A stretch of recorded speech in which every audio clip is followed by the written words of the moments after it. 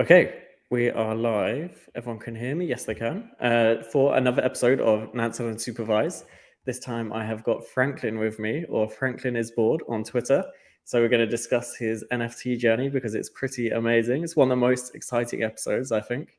So we can discuss your successes. I know you've had some kind of, not to say failures, I guess, some mistakes have happened along the way. So hopefully we can talk about them. And you have a really interesting background. So yeah, I'm really excited to kind of talk to you. So before we start, if you want to start leveling up your crypto and NFT analysis, you can sign up to Nansen today. We've got the plans link below. So go and take a look at that. If you want to make sure that you don't miss any future episodes, subscribe, turn your notifications on. And yeah, we do office hours every Wednesday, unsupervised every Friday. I think we've got Crypto Cred next week. Or if my memory's bad, it might be Tim Copeland from The Block. It's either or. I'm trying to remember what order they're in. So yeah, they're coming up. So let's start, Franklin. Franklin, if you want to give a kind of background on how you ended up here. I know you have a really interesting kind of past work experience. Yeah, thank you, Nansen Intern, for having me on Supervised. It's definitely a pretty cool accomplishment to to have in the NFT journey, and sort of validates a lot of what I've gone through. Yeah, a little bit about my background. I was born and raised in North Carolina. Went to college at University of Southern California. This is all early 2010s, before crypto really got big, and then I eventually found my way down here in Florida. And so around shortly before I moved to Florida, I was in the DC area, and COVID had hit. So the pandemic was keeping us at home. All the markets were crashing, and around that same time, I just so happened to start investing in the stock market. Not really like a lot of money, maybe like $100 or $200 every day or so. Just managing a portfolio that size, what nothing huge. And the Cash app showed how to buy Bitcoin. I didn't really care about the price of Bitcoin, but I saw a use case for Bitcoin where you could send your Bitcoin to an offshore website to like bet on different events, or or different sporting events, or different real life events, to see what the odds are and things like that. So I was like, okay, let me try that out and see if I can make some extra money. Just $20 or $30 a day. And it didn't really work out. Like, I wasn't that good at it, but at least it taught me just the basics behind buying crypto and sending it, and keeping your crypto in your having a wallet and tracking the price of it. Just really the basics behind it. It was the Bitcoin blockchain, so I wasn't using MetaMask or anything. I eventually, so in order to do that, I had to sell my crypto. So I had a lot of Bitcoin at like 3,000 or 4,000 that I didn't care about if it was going to go up or down. I was trying to win it in US dollars elsewhere, and then bring it back in Bitcoin, or whatever the price of Bitcoin was. It didn't matter. It was just the dollars that I was looking for. Eventually, during the fall of 2020, the crypto market started really booming, and that happened to be the same time as the U.S. election season. So I wasn't really doing much with the crypto, but I did want to put some more money into it just to watch it grow, not to actually do anything with it. And on the politics side, there were prediction markets, both within the states and outside the states, that either you could predict results of elections and trade based off of sentiment and news. So I think the website's called Predicted. So I was using Predicted, and the election happened. Biden was elected president, but there were still different other prediction markets that were still open. One of them is called Polymarket, which is actually on Polygon blockchain. So I started the Twitter account that I have now just to follow the news. It wasn't even an influential crypto or NFT or money type account.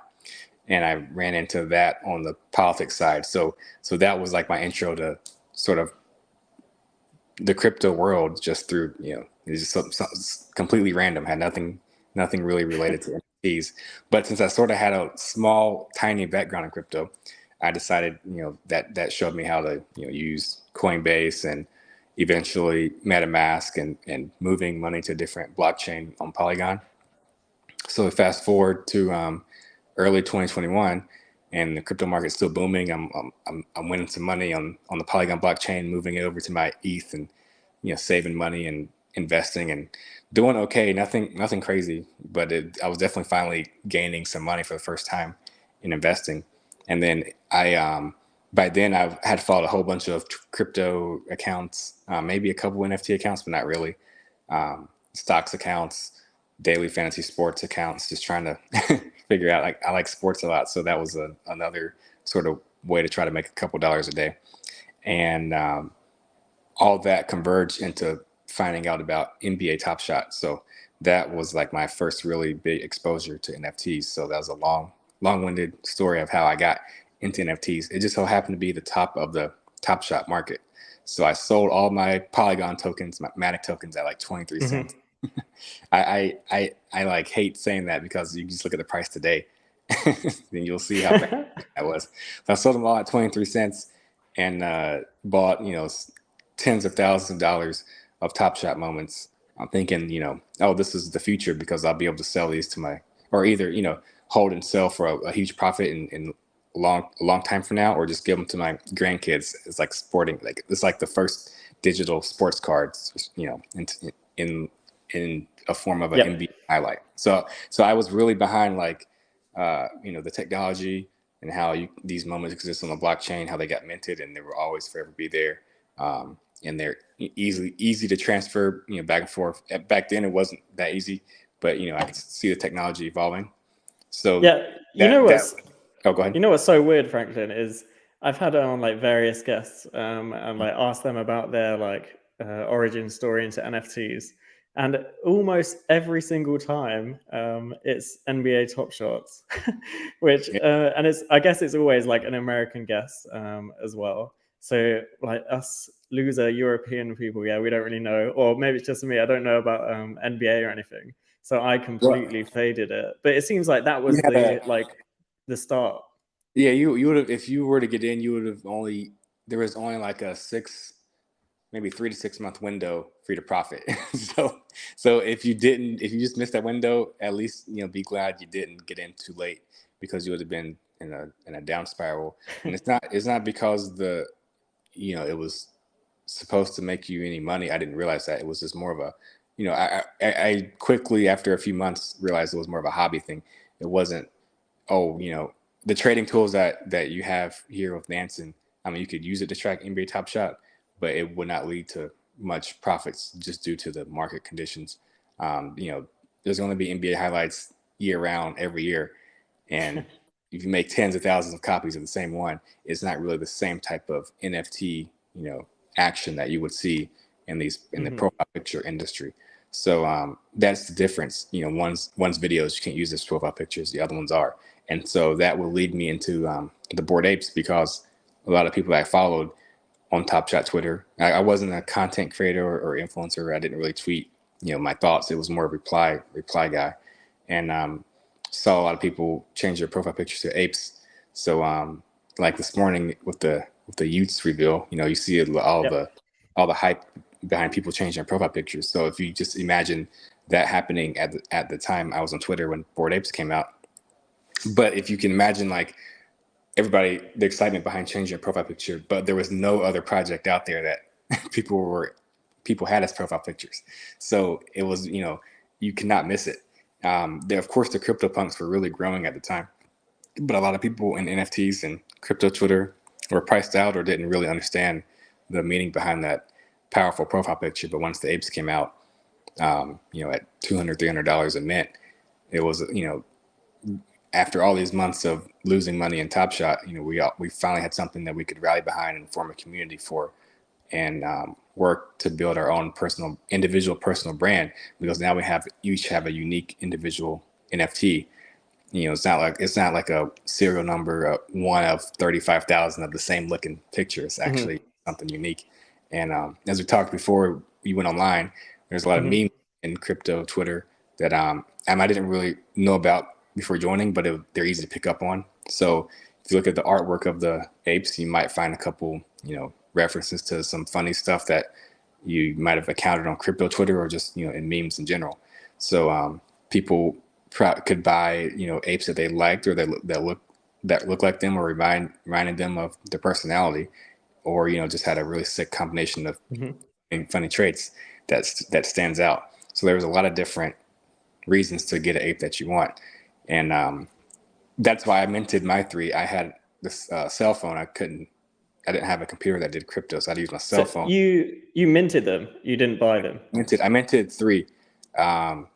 6603, 6604, and 6604. Oh wow!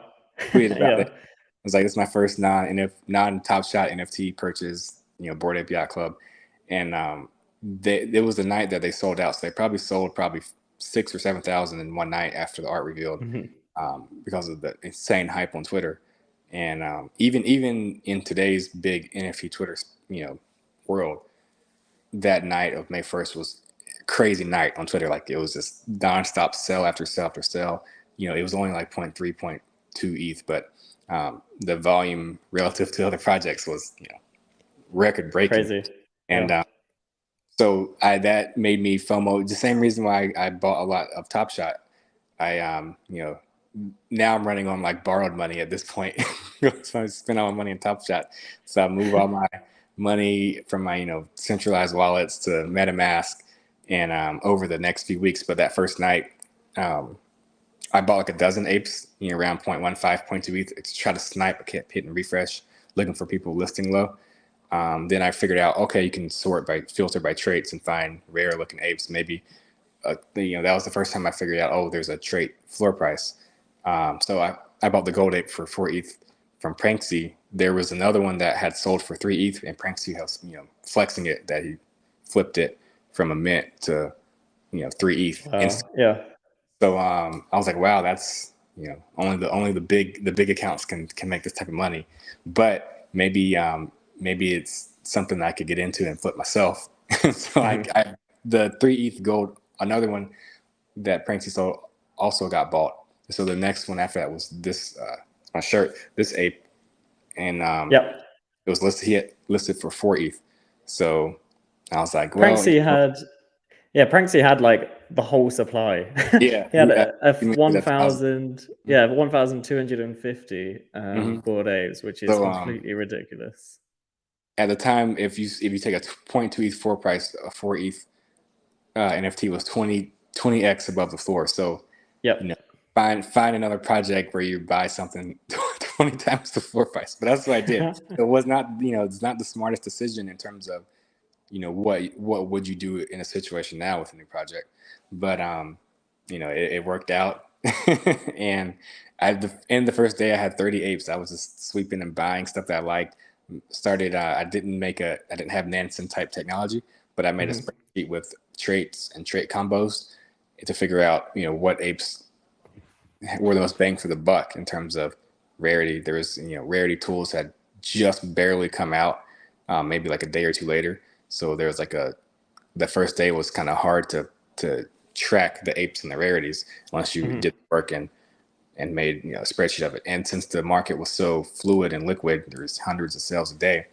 There was a lot of apes available for us to get at a cheap price. As opposed to today when the difference in prices of apes can be $500 to $1,000 per ape based on the number, the price in ETH. So and they're a lot more compressed, so you could make a better decision and find an actual good looking ape out of a choice of dozens. So that's my intro to NFTs. A lot, I try to stay as relevant as possible on Twitter. It's a lot different than it's a lot different now than what it used to be. Like, if I were new coming in NFTs now, I wouldn't know, the whole Bored Ape phenomenon. I wouldn't be able to spot it because there's just so many different choices. Yeah, there's so many things happening. I think it's like you mentioned, even if you bought the top on like Topshots last year. So I remember, and I was around last year when like Bored Apes were minting and everything, and I saw them becoming popular. At the time when I was seeing them, I just did not understand it at all. I thought, who are these crazy people like you spending like thousands on these? I thought it was ridiculous. But I thought it was ridiculous back then because I didn't have the like experience in NFTs, which all of you kind of found, I guess, with Topshot. So even if you lost money, I think you understood the concept, and that's like a huge thing in crypto and NFTs, I guess. Like you just have to do it, don't you? You have to experience it for yourself. You have to experience losses and then understand it. So I think Topshot was like the perfect like intro, regardless of if you made money, to then see like, okay, Bored Apes are probably quite a good option here. So I'm interested, once you got the Bored Apes, did you have in your mind, so you mentioned you made the Twitter account just for like political reasons or like following the news. Did you ever have this intention to like build up this big following and build a profile using the apes, or is that just ended up that way? Yeah, it just ended up this way. I had well under 100 followers, I'm pretty sure, when I minted Apes. Obviously, we did the ape follow ape thing. For me, from my little tiny political Twitter account, had to be more active in the community and tweet more and flex more and just, I needed to do that because, just like with Topshot, when I bought a lot of Topshot, I followed a lot of Topshot people. So because I had gone through that roller coaster, well, it wasn't really a roller coaster, it was more of a downhill, just free fall. I was scared. I was always nervous that the same thing would happen to NFTs and Bored Apes, even though the supply of the apes were never going to change. I'd already been through a large loss, so I didn't make sure that I was following the right accounts. And this time around, with it being on ETH and not, Dapper, Dapper is a little more centralized in terms of how they kept your money and the fees that they charge for buying and selling stuff and depositing, withdrawing. That it was hard to sort of just trade freely with little friction on NBA Top Shot and on Dapper. But with the apes on ETH and being, decentralized blockchain, it was a lot easier to buy and sell. So I was more active in terms of buying and selling and, occasionally flipping, not really posting the flips, just doing it, trying to get more liquid to buy more apes or buy other NFTs, and really caring about the US dollar value too. So sometimes I would take my ETH and sell it and cash out if I got, nervous about the economy or something. But I finally started getting more used to, okay, the goal is to stack as much ETH as possible through flipping or buying or selling. So you combine all that going on with, how much I had to be on social media. It just was natural that I had to interact with people and get in Discord. I don't spend much time in Discord now, but used to spend like hours a day in different Discords just trying to find alpha. It was a lot easier to do when the space was smaller. Throughout that whole time, I really learned the value of having the ape as your profile picture, and not just the ape, it could be other projects as well. But learning about the IP rights that we got and commercial rights that we got for owning the ape, me following all the apes, which this is a habit now. I just pretty much follow any sort of NFT profile picture. That's why I follow so many people. Yep.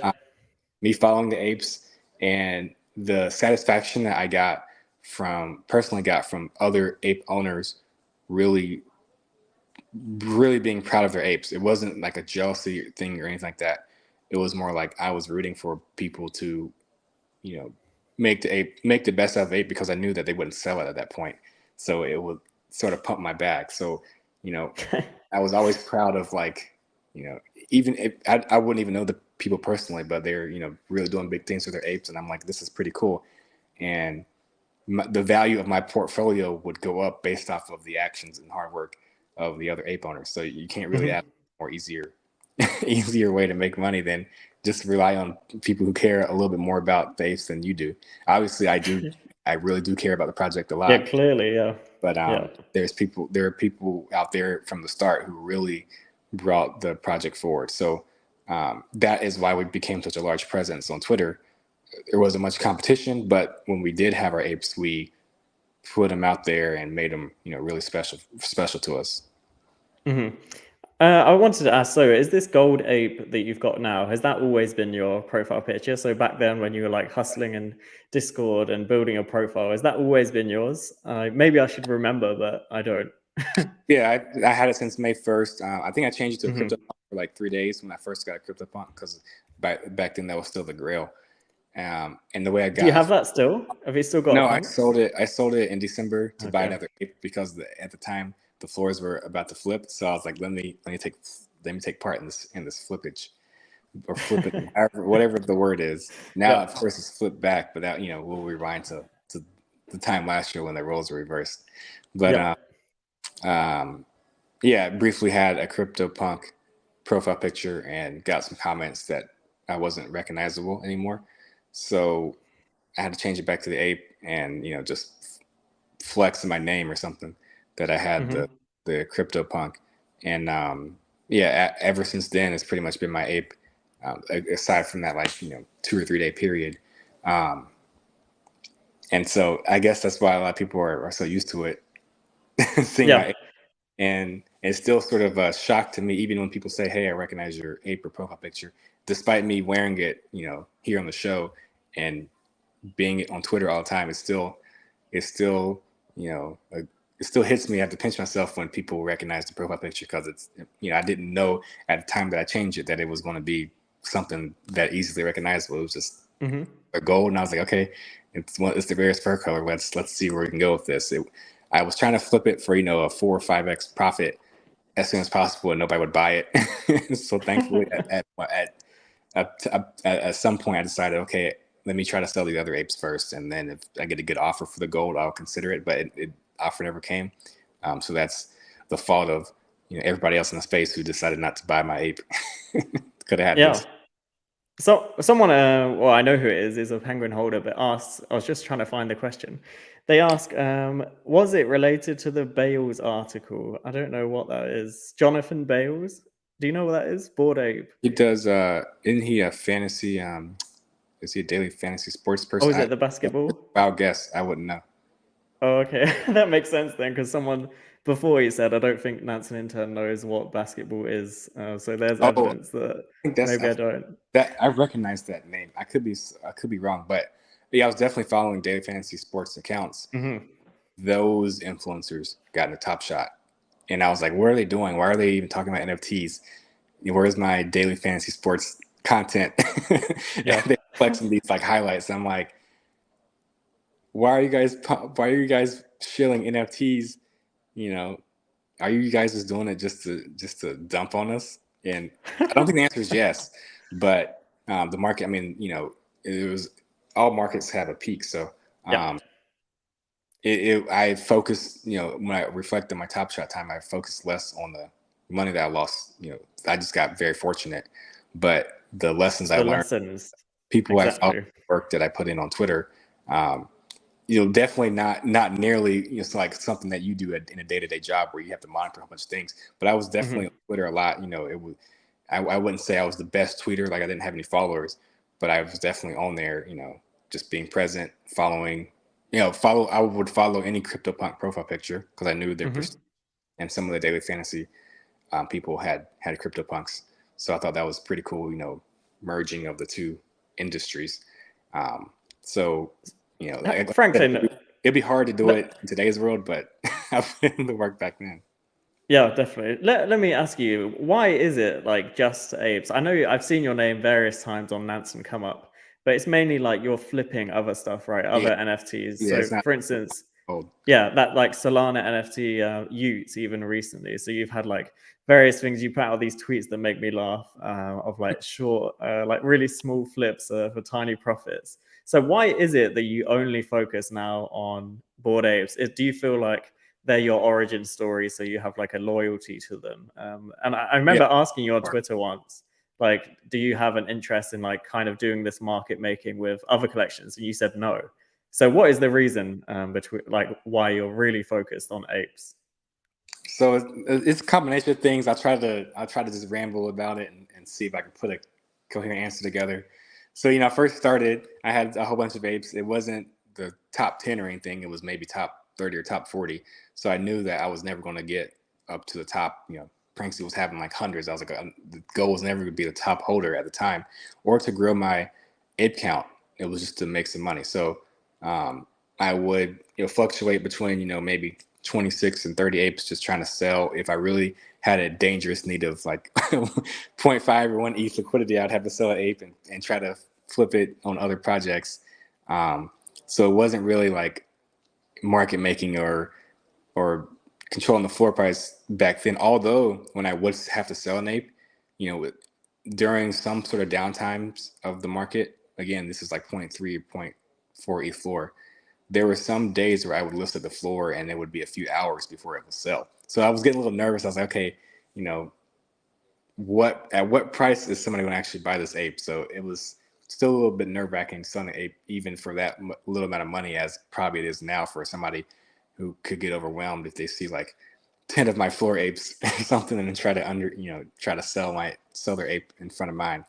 But in between those two times, yeah, the goal was to try to once around this time last year hit, the goal was to like, okay, all my profits should go into Yuga Labs. I think I just came from NFT NYC, and I wrote a tweet that nobody is more bullish about Yuga or Bored Apes or something than I am. It was like I said, this was a hot take, and but once I tweeted that out, I was like, okay, this is a time where it's like this company is really going to make it big in NFTs. I didn't know about the $4 billion VC valuation or anything like that. It was just what they had accomplished in the 6 months that they started was so far ahead of the rest of the NFT market that in terms of mainstream adoption and recognition, Yuga was going to be, in my eyes, for a long period of time, miles ahead of the competition. So I decided, what there'll be a lot of more riskier, maybe better investments that I could have done in the past year, but in terms of like downside and the market going to zero or something, I didn't think it happened with the strong opinions that a lot of us had as ape owners. Like people literally won't sell their ape for $1 bajillion if they were offered that much. It's their brand, they've identified with it, and with the number of unique holders, it's their only ape. So it would be like a nightmare for them to either accidentally fat their ape like I did, or lose it in a hack, or even if they sell it, they'll instantly get remorse and probably buy right back in. So all those go through my head and made me think, okay, that's probably the best market to be in. And with the amount of unique holders, there's not going to be that many people, just willing to dump it at the floor. Whereas me, if I look for tiny flips, I could sell an ape for a certain price at the floor and then just wait like a couple of days, find, a diamond in the rough that somebody really needs to get liquid and maybe buy it back in for cheaper, or vice versa, get it to buy an ape and then flip it for a profit, a couple of days later. Hopefully the market improves or something like that. So, just probably around December, January was when I figured, okay, maybe I can make a few bucks flipping apes for profit. And then around maybe, around the time ApeCoin came out, there was a lot of stuff going on. But that's when I realized the market in terms of buying and selling apes was, with the price going really high, was slowing down. There wasn't like 100 ape sales a day or anything like that. Like there's plenty of NFT collections that have hundreds of sales per day, and they're usually different collections every day. So with me trading the apes, knowing that you'd only get like a handful to 10 sales a day, it's pretty stable. I would say stable. I wouldn't, I like to say stable coin, but the price of the apes are usually stable, throughout the whole day. There's not mass undercutting, mass listing for people to get out. So it's easier market to sort of, show, hey, I have this many apes to sell. Pick one, I'll sell it to you for a good price. And then me take that money and go straight over to the people who are selling and say, hey, look, I'm ready to buy one of your apes. I'll give you this price. So I'm more. Do you think it's a case, Franklin, of like so it sounds like from your answer, you just know the market really well. So I think it's similarly for me. The holders, that they're not going to sell. How the floor moves. There's not like a widespread. So you just know it well. So it's like you stick to what you know. The trade is a lot more obvious to you. And then we talked before before this interview, there's a lot of projects that change in floor price, 10, 15, 20% every hour. That's not going to happen here with Bored Apes. A 20% decline in Bored Apes, people just get so scared and they tweet FUD all the time and say Yuga's not doing anything and been there auction start. So it's like it's an alarming sign for the entire market for just a 15 to 20% drop in price. Whereas the top collections in the past week, like Art Gobblers, they'll go down, they'll go up 50% of the day, and then the next day they'll go down 50%. And people's overall sentiment of the NFT market sort of remains level. If we that in Bored Apes, we'd have people cashing out as millionaires if we go up 50%, and then if we go down 50% from here, people will quit NFTs altogether. So, at least I'm working in a tighter band in terms of like NFT sentiment with Apes, because I know that I'm not expecting a drastic change in price. It's like you're trading Bitcoin at the moment, which basically Right. has like no volatility. So Exactly. Journey, who works for Nansen, has a really good question. So she asks you, do you think that Bored Apes and Punks will be like the BTC and ETH that remain like top in the next bull run, or do you think that we'll see like NFTs flip them? And alongside that, actually, Franklin, so what do you feel about Punks now? I know you mentioned you own one. Do you feel like there is this rivalry, or are you not really fussed about that? It used to be a big rivalry, especially when we were down.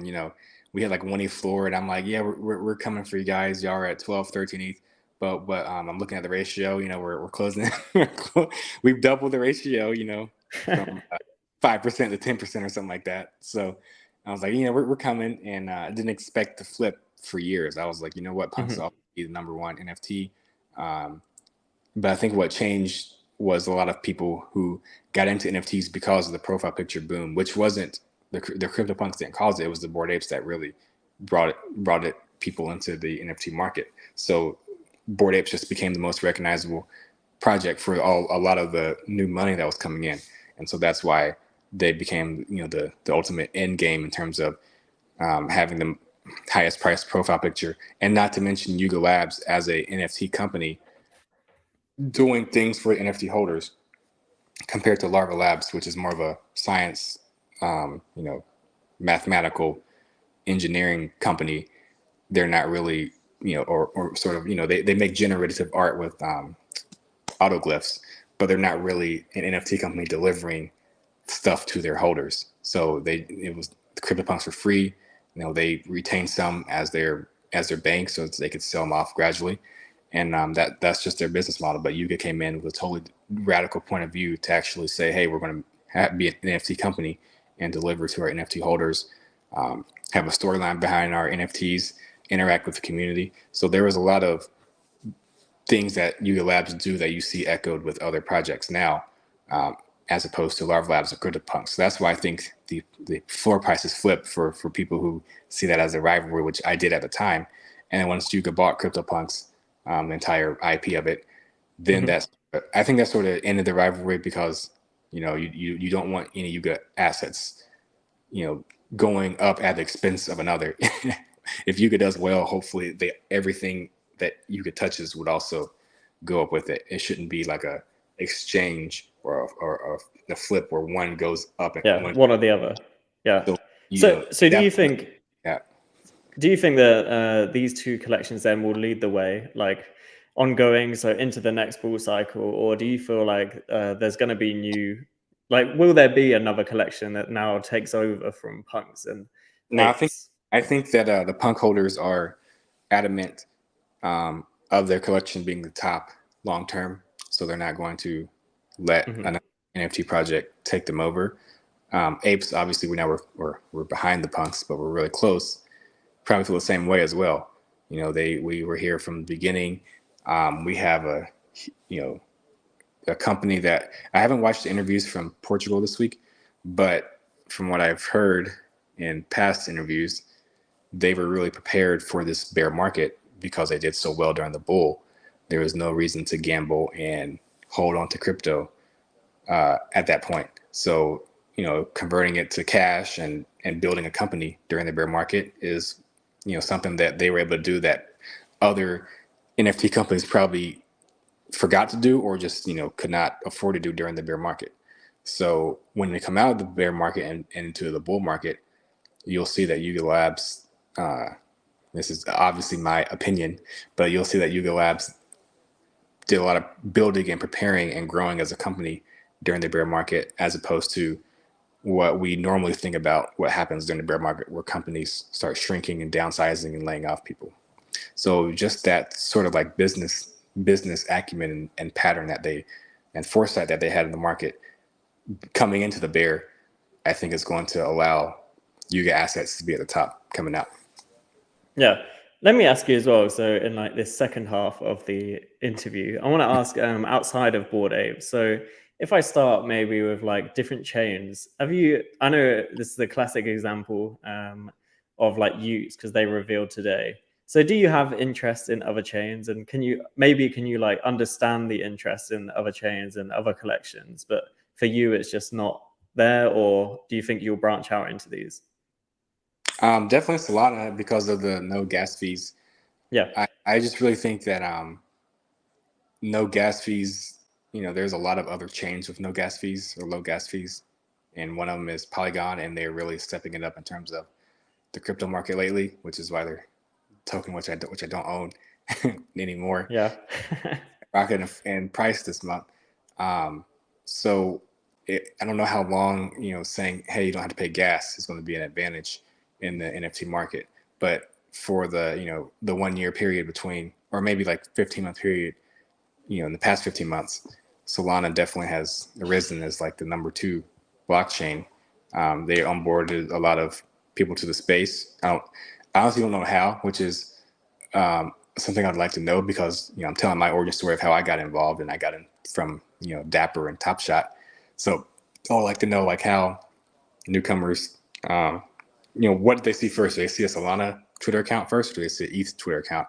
And that probably is the deciding factor of which way they go. So sort of past performance of the blockchain could influence how well they do in the future. Just be, even if ETH or Solana aren't the 2 most ideal blockchains for NFTs, because they're so powerful on Twitter, which we talked about for the show, how the power of Twitter and tweets and moving the market as opposed to just analytics, that could influence my decision to just stay on the particular blockchain. So that's why I'm pretty much mostly on ETH, because the social media accounts that I follow and see have been for the past year mostly on ETH. I do dabble in Solana a little bit, but not recently. I've sort of moved back over to trading all apes. So there is definitely a lot of missed opportunities when you stay on one blockchain. But with, it just takes a lot more time and effort to manage multiple wallets, multiple chains. And there are people that do that, and I commend them for, contributing to the space. Again, any sort of hard work that they put in helps pump all our bags. I think you make a really interesting point, actually. Like, how do these people find Solana NFTs, and is it actually true that the people buying Solana NFTs, maybe that is their first NFT, so they haven't bought anything on ETH? I think you make a great point, and because of that, I'm going to try and find someone who's the classic Solana NFT person. It's what's his name? DeGods. Yeah, Frank. Frank. That's what I was. You're both called Frank, which is confusing me. I'll try and see if I can get him on as well, because I think that would be interesting. Because do people just see like Ethereum gas fees, especially at the moment that it's different, because gas fees are so much lower than they were last year. Like when you were buying Bored Apes, right? I'm sure it was like $100 gas fee or something ridiculous back then. Yeah, so there's not really that kind of differential thing at the moment, because it's only like $1 or so. But yeah, I think that's a good point. Let me ask you as well. So outside of NFTs, I again see your name because we've got you labeled on Nansen. I see you like on various like DeFi things and doing swaps and stuff. So how involved are you in crypto as well? Not much.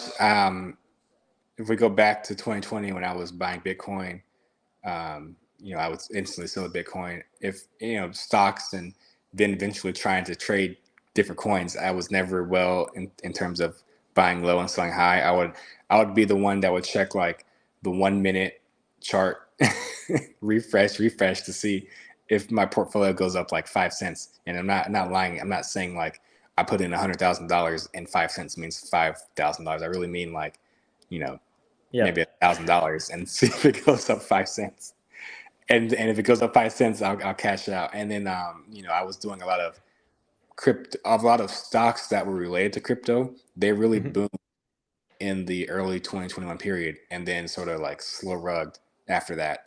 But I was really optimistic about crypto space and was still buying, trying to flip those stocks. When if crypto had like a 5% day, maybe my stock portfolio would also go up too. And it Mhm. never worked out after 2021. The peak of the really peak of especially the Bitcoin market at the time. And so once I got NFTs, I felt like, with the human aspect of trading, you know, there wasn't really a lot of analytical sites back then. So it was just more of Twitter sentiment and human psychology in terms of like floor pricing and, the floor, the strength of projects based off of the two people who undercut the floor the most. Not had nothing to do, nothing related to the team. It's just, individual people. So there was a lot of different ways you could make money in NFTs, especially early on, and with trading and flipping, that I really ignored doing any sort of crypto DeFi token trading. And like you mentioned, I do get into it every once in a while. I just like to have fun with providing liquidity to see if it works, because back in my poly market heyday, it was also a DeFi market in terms of prediction, like a binary market. So each coin had a peak upper price of $1 that it was going to actually happen, and $0 that it was actually not going to happen. And so you had a range in between. So of course, the ratio of the prices change sort of not really linearly as the price goes up or down for either side. And I figured out the math behind that and started providing liquidity, making sure it was like a stable market where you don't have sudden and permanent losses and get dumped on either way. And so I've tried to do the same here in DeFi, and it's mixed results. Not really, making a lot of money. Eventually, maybe I'll do more research if I start to diversify my portfolio a lot out of the apes, which I don't see myself doing anytime soon. Yep. Then the DeFi market and liquidity could be a attractive option for just passive income. It's just a lot of monitoring in terms of making sure you don't get dumped on. Yeah, I think And it's really hard. Like yeah, in my experience, I've never understood, and maybe it's because people say they're doing it, but it's impossible to keep up with everything. I think, especially for you, like you run this like social account as well, and then doing all this Bored Apes, so it's kind of yeah. difficult to then do So DeFi. That's why I was interested. yeah, and that plays into my NFT strategy too. I can go buy, I can go sell ape and have 60 ETH liquid and just go buy 10 ETH worth of every NFT project every day and try to flip Hmm. out. But you log on Twitter for 5 minutes or go, stay off the computer and then like come back and the price has gone down 70%. And it's like, well, what was the point of doing that at that point? Yeah. So you mentioned before the call as well, and you kind of mentioned it there, like how important crypto Twitter is, and like you do a lot of your trading. So I need to end up convincing you at some point to look at on-chain stuff as well, so you can use Nansen.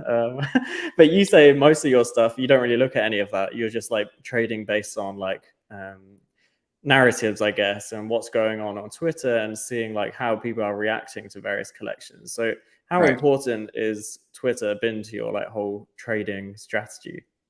Yeah, very, very important. Starting from just the Bored Ape days, people who had ape profile pictures, I tend to trust a little bit more, even, not just saying because the floor price is high. Now, this is before that time we were, 0.3, zero point 0.4 ETH, but at least I knew that they were really strong holders in projects. And, they, it, it was still only 10,000 apes. So it wasn't like the entire crypto Twitter, but it was, showing, you get a little bit more confidence if you see my Twitter feed of like 5 or 10 apes tweeting about the same project. I'm like, okay, maybe this could be the next big thing.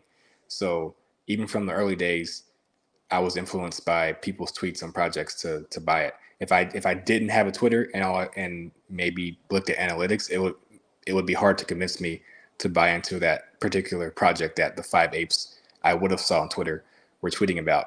So that's sort of how I make my decisions. I'm like, okay, these are people that I trust. They built a good reputation in the space. So if they're tweeting about it, maybe it's something I need to look into a little bit more. Now, with the space growing a lot bigger in terms of people, you got to really be careful and not buy everything you see. So thankfully, the Twitter algorithm, despite my large amount of people that I follow, my Twitter algorithm is still pretty stable. I still see the same people that I that I like and I'm used to seeing. So Hmm. it's pretty curated. I know people have lists and stuff, so that's also a good idea. Somebody on your list tweets about a project. Maybe that's something you should look into. So those are what I think that crypto Twitter has an edge above analytical markets is. And yeah, I talked to you about this. A floor price could possibly change based off of a tweet, but not really based off of a particular influencer buying it. At least in my opinion, the more Twitter attention you get, maybe the more activity happens to the project. So if there was a way for Nansen to, it's free advice for Nansen, the way for Nansen to track on like the chart of a project, or even a particular influencer, have like a circle at the time that they buy something or a time that the project gets purchased at a price, and then have like a square every time that influencer tweets. And you can kind of see like the pattern between what they buy and what they tweet. And if you go look at the project page, maybe there's like a square that has a tweet about that particular project from a smart person's wallet, and Hmm. another circle that maybe is like different color that smart person wallet bought. And you can see like at this time point they bought, and at this other time point they tweeted. So there's like a delta in between the time that frequent tweeter buys and that frequent tweeter tweets, that you could probably sneak in a couple of buys, and then when they tweet, you can see the floor price go up, and then that's when you can flip your NFT for a profit. So basically, you can front run a tweet for a project. That could be the new alpha for people who are trying to make some money in NFTs. No, yeah, I agree. I think I mentioned to you before. Like, I think there's definitely like a social element to trading. Like, there's a huge Mhm. one in crypto. So if you could like base some kind of analytics based on like social stuff, so Twitter. So I think there are various platforms like trying to do this, and if you could associate it with like on-chain stuff, I think that would be amazing. And I And think it probably something down the line. Yeah, go ahead. there's a lot of drama in NFT Twitter too. Not that I'm encouraging it, but it also gives you good entertainment throughout the day. Combine that with research too, you can some of the drama and controversy could affect a floor price or just affect the future of a project. So that's Hmm. important to be in the know, and that you're not like somebody tweets some FUD and it turns out to be real FUD and kills the project. You don't want to be on Nansen looking at the chart saying, "Oh, there's a bunch of sales, let me buy in." You not have no idea what's going on. That the project's wrecking itself or something. Yeah, you have to look at various other aspects as well. Mm. Let me ask you, so we're going to run out of time. So Okay. you have been, and I think it's one of my favorite things actually about your account, is like very honest in terms of your mistakes that you've made. And you always write like threads and like detail what went wrong and all of this. So like as a two-part question, is there one big mistake that stands out to you that you made and you're like, oh shit, like that's your worst one? And then why do you feel that it's necessary to like write details about these mistakes? Is it because you want to make sure other people don't do it, or is it also maybe for you as like a journal so you don't do these things in the future as well? Yeah, the answer to that second question is you pretty much answered it yourself. But the mistakes that I made, um, first the fake bid that I put on my own ENS domain was really Yeah. just a result of me. It was a result of me bragging that I had so much money to spend that I usually would just go immediately buy into Apes. But it was like, oh look, I have this much money. Let me go trigger some of these bots with bidding on it. Not the goal was not to increase the value of the the ENS domains, but it was just to make fun of the industry that the analytics that tweet every single move on the blockchain that show that like, okay, you know they're tweeting this, but it really means nothing. So of course I Yeah. would not have done it on the low or did some sort of wash trade and never talked about. So anytime that happened, I would alert people, hey, this is not real. It's just something that I had fun making it tweet out just for the record. So if you, Mhm. you pull down the road, you'd be like, what in the world happened here? And with the ENS bid, once somebody had actually bid themselves on it, I got way too excited that, oh, maybe they, I don't know why they wanted to buy it, but sure, they can have it. It was not meant to be real. And Mhm. with all that going on, it was, you know, me being the tiny profits person. I was like, oh, look, there's a tiny, it was actually a substantial, you know, amount of profit for this particular ENS domain that I forgot that I, you know, had the bid still up with it.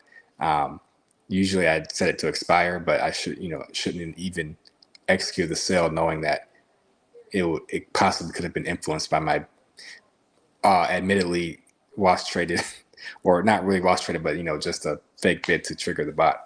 But I Was that frankly from memory, was that 100 ETH? yeah, it was What 100. was it?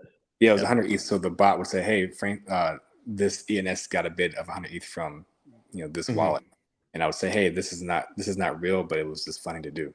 But once somebody else got a hold of it, aka I sold it, then they sold it right back to me for 100. So it wasn't like they, you know, I was the only one that lost money in this. So nobody got scammed or anything like that. It was a substantial loss, and, you know, money. Thankfully, it was money that I could afford to lose due to my high ape count. But the amount of money is quite embarrassing for the space and for me personally. That I don't think anybody else would have tried that. I think somebody actually did try that and got also lost money, but in a few days, which was very weird that they would do that. But it was such a unique mistake out of, you know, just pure bad judgment and incompetence by me that it was more embarrassing than actually the amount of money lost. Do you But think to yourself? oh, Sorry, do you think to yourself sometimes, like, so you lost 100 ETH? I think you've lost like various amounts from these events, like mistakes. Do you sometimes think to yourself? So you mentioned early on, like you didn't have a load of money when you bought Bored Apes early on when they were like 0.3 and things like this. Does it ever feel surreal to you that you lose like 100 grand or 100 ETH? Sorry, and luckily for you, like you mentioned, it's not a huge deal. Is that not a very surreal feeling as well? Like, okay, I can lose 100 ETH and I'm now in this position where it's not a huge deal. Do you think about that a lot? yeah, I do. I mean, it helps me move on from it. Like, you know, now this is like over 3 months after the fact, and I don't really think about it anymore because a lot of other things have happened, both, you know, good and bad, in the past 3 months. Um, but yeah, at the time, you know, I think back to those days where I was struggling to make, you know, 5 cents on my investments, and I'm like, well, that was 6 figures going straight down the drain. You know, I wonder what I would have done to have that money back then when I was, you know, just getting started. I probably even ever got an NFT. Honestly, if you just gave me that much money back then, I would have just, you know, quit doing anything. I would have just kept it in the bank, probably never invested or gambled it or something. So it's like a double-edged sword. I only tried the NFT stuff. You know, I took a lot of risks with not too much money. If I had more, I probably wouldn't have taken a lot of risks. So it's like I think back, okay, that's a lot of money, and I would have killed to have that money back then, but it might not have ended up the way that I am successful now. And then also the other way around, it's like it's still, at the end of the day, it's still just, you know, like an ape or ape and a half at the, you know, the price of ETH or the floor price of the apes can change 3 to 5% either way, and my net worth would grow larger than 100 ETH. So it's a very unique situation to be in because first is the embarrassment and the amount of money that I could have just had sitting around that was just thrown down the drain, that nobody else would ever make that sort of error. But then in order for me to actually lose that much money, I had to have some sort of success in the space. So I couldn't, like, obviously in the 2020 timeframe, there was no trade I could have made that would have cost me 100 ETH because I didn't have, you know, but $1,000. So if someone's looking at like you online and your account and everything, you have like 60 apes. Have you managed as well? So has your life like significantly changed in terms of, have you made money that has then like been invested into your life, like you buy a house or whatever, or has most of your money gone back into like NFTs and crypto? Has it had a significant change on your life outside of this space? Not much. I mean, when you make those type of mistakes, like I fat fingered a mutant for 40 ETH, other D land for like 20 ETH, and then just last week, ape for over 60 ETH loss. You just add them together, that's a substantial amount of money. So those are like the embarrassment behind that is like, okay, the money that I could have had from those sales and the 100 ETH loss, just add them all together, that would be enough money if I just, were to spend it to change my life, that I could have a really, really better or larger increase in my quality of life. I could just go buy a Lamborghini with that money and say, hey, my life has changed. But the answer to that is not really. I haven't really done much outside of the apes in terms of, you know, spending the money on things to improve my quality of life. I felt that, you know, I was proud of what I had in my life, before NFTs, and I didn't want that to sort of affect my priorities in my outside life. And that's definitely a hard balance to make, because there are people who are entering the space who really need life-changing money. And so, even just a small amount of money for them could really be a big deal, just like how it used to be with me, even though it didn't really matter that the amount of money that I would be making. But for other people, it could be money that, they afford to lose both ways coming in the space. So they have to work a lot harder to make sure that they get those profits and really change their lives. But for me, thankfully, I wouldn't say 61 apes is money that I could afford to lose, but at least my whole life outside of the apes hasn't really, changed where I really needed to sell a large portion of my portfolio to maintain a life, or have a emergency expense to happen where I need to pull out of my portfolio. Now, obviously, I go all in with the apes, so um, you know, it could be a case of me being over invested with 61, but it's not like I need to go down to 41 apes to be able to pay off, anything, or live, you know, just, just like I mentioned at the beginning of the answer, just the amount of money for one ape could be enough to make a life-changing purchase. But I just am trying to hold off on doing that. Um, it's not the best financial advice. It's just something I like, that's like these NFTs really, really, really strongly right now. And, want to see how far I can go with it. And we Are talked. you, Oh, go ahead. sorry, Franklin, are you at the point now though that like this is your job? So you're not working a secondary job or anything. Like your job is trading and like having this profile. Yeah, that's what I was gonna say. The goal of mine is to accumulate as many apes as possible. I started that probably around a year ago. So at 61 apes, I'll live off of the money that I have outside of the 61 apes, and then trade my way up. If I get to 62 apes, then that extra money that I had left over is starting at zero. Now let me try to build it back up. So that's sort of how I look at things. I try to, whatever number of apes I get, I try not to go below that number, and try to make the money outside of it.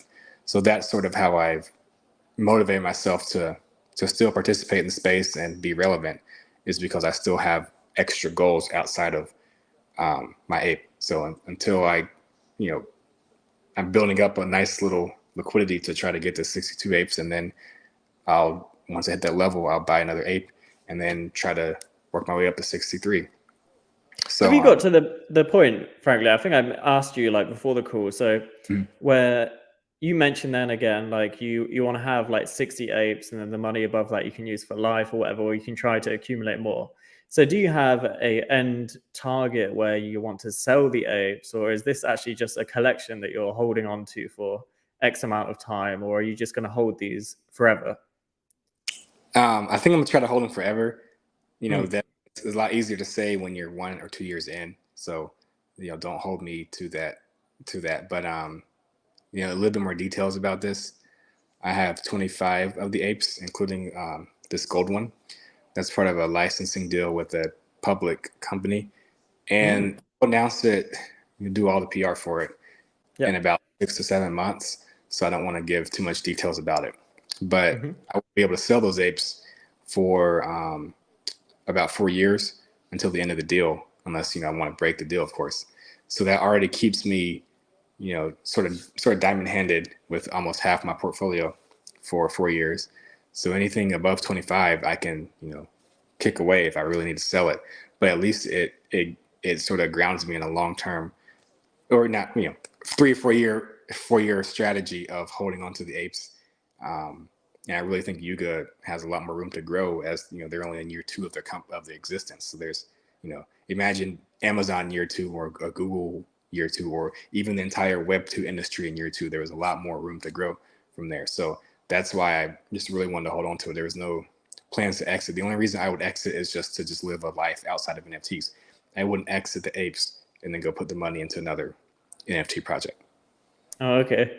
The chat will be unhappy about that because there's a lot of penguins in here. They're hoping that no, the goal is to if like from Ape 61 up, if I could buy 10 penguins and double the price, that'd just be in my stash to try to get Ape 62. So it's not like I'm not ever going to buy a penguin, but if I do, you don't have to buy a penguin. The goal is to use it to leverage my way up to growing my portfolio. Yeah, definitely. Okay, last question, Franklin, because it's at 1 hour. I'd be interested. Do you have a lot of contact with the Bored Ape team, well, Yuga Labs team, because you are this like influential person, or is that not really how the system works? Nope, not at all. I know Illa, the producer who I met in New York for the Ape Fests. He's on the team, but this was before he was on the team. I just took pictures of him and talked to him. It wasn't had anything to do with him being on team or inside information. But I think from day one, when they were anonymous and undoxed, I was just buying the apes and I liked the story and I didn't really know much about NFT, so I was not. There was no way for me to be an influential figure unless I signed up to be a Discord mod or something, which I was never ever going to have time to do or watch people's behavior. So that wasn't going to be my way onto the team. So I respected that in the crypto space back then. There's a lot of anonymity, and just rolled with it. I'm like, well, if they made a lot of money, maybe they don't want to reveal themselves yet. So that sort of put the boundary between me and the team right there, and I've respected it ever since. We've done so well without me having to cross that boundary that I'm so used to it right now. So I'm used to, still looking up to the team, and even the official Twitter account, whoever runs that, and just letting them bring their powers onto us holders and dictate the direction of the project. But it goes both ways too. I can really influence the market in terms of just the floor price, which the team does not care about. So that there's not really a interaction there either. But as holders, we have a job to make sure that we continue to make it the best project as well. So we both have the same goals in mind, but in terms of crossing that wall to get to the inside, I didn't think I needed to do that because there's a lot of things I can do. Like I said, I have my licensing deal. One good thing for anybody new to NFTs, I like to try to put myself in that position. With profile pictures like these apes or penguins, you can go make deals with companies for your ape or for your penguin without you don't even need to talk to the team. I didn't talk to the team at all to get approval for this licensing deal. As a matter of fact, the company is still trying to talk to the team to sort of do some sort of cross promotion. And obviously Yuga, with the huge company they are, they're like, who is this? Who are these people? So they have to come to me to make sure that I'm we're doing the right things in terms of them doing what they are going to do with my apes. So that shows one, how high up Yuga is, but two, the potential that you have as a holder to do things that don't require interaction with the team to do. And so if we end on that note, that's a really positive note to show that these NFTs are really powerful, because you don't really need the approval of a upstairs source for you to go and make the most benefit out of your Web3 portfolio. Definitely. I think that's a really important point. Like, you can go out there and do so much with your own NFT. You don't need to rely on the team. Like, you can do what you're doing, licensing deals, or you can build a profile or whatever. Like, I've definitely leveraged my penguin as well. So it's very similar. But I would hope, Franklin, surely, you don't have to say yes, but I would hope that Yuga would give you some kind of gift or something down the line. You're obviously a huge advocate. So I hope that, yeah. That's another thing too. I would definitely appreciate any sort of gift or. I mean, one, I've already made too many mistakes in the space for me to be the perfect person. But also, I don't want to give off a conflict of interest where I'm always being a market maker or hyping up the apes, and then now all of a sudden I have to be, sort of linked to the team, where now I'm, that's pretty much True. Yeah. I can't make any move from there. If I sell, it looks like, oh, I'm taking advantage of this. So I wanted to keep that sort of distance just from a conflict of interest standpoint. But then also, if you just rewind the video to my origin story, I would like to relate to people who are new to the space. Anybody who's new to the space isn't going to be able to rub elbows with the Yuga team. So I'm not going to try to abuse that power and do that.